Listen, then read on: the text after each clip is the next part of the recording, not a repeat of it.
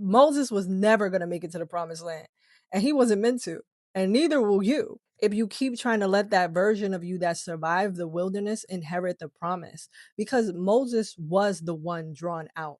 That's actually what his name means in Hebrew, drawn out. But Joshua was the one who crossed over, okay, into the promised land. Moses represents the part of you that needed law, that needed structure, survival, and instruction. But Joshua represents embodied will, the part of you that says, I heard you, God. Now I move. Okay. The church taught you the surface level of the promised land. But as you know, the body knows the deeper meaning, because the promised land was not just where they were going, it was who they were becoming. You see, Moses could draw them out, but Joshua had to cross them over. Okay. Because the part of you that survived the wilderness cannot be the same version of you that inherits the promise. Let me break this down.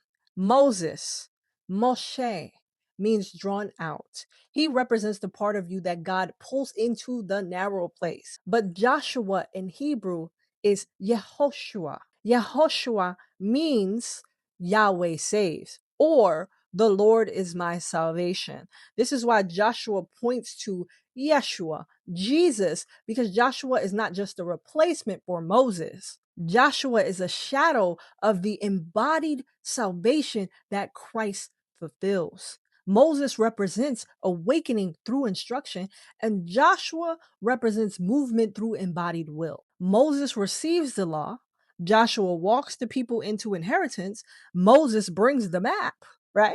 And Joshua crosses the threshold. And Christ is the fullness of the law embodied, living truth inside the human vessel. And if you're new here, my name is Nibir Bomani. I'm an 8-time published author, prophetic seer, psychic medium, spiritual life coach, and I teach trauma hacking through scripture, Gnostic wisdom, psychology, quantum principles, and the human vessel. Because these stories are not just ancient events, they are maps for the awakening process. They show us how the soul leaves bondage, gets stripped in wilderness, and receives order through the law, and then comes into embodiment through Christ. Before the Son of Man, the law was written on stone, but through Christ, truth is written on the hearts. Moses brings the tablets.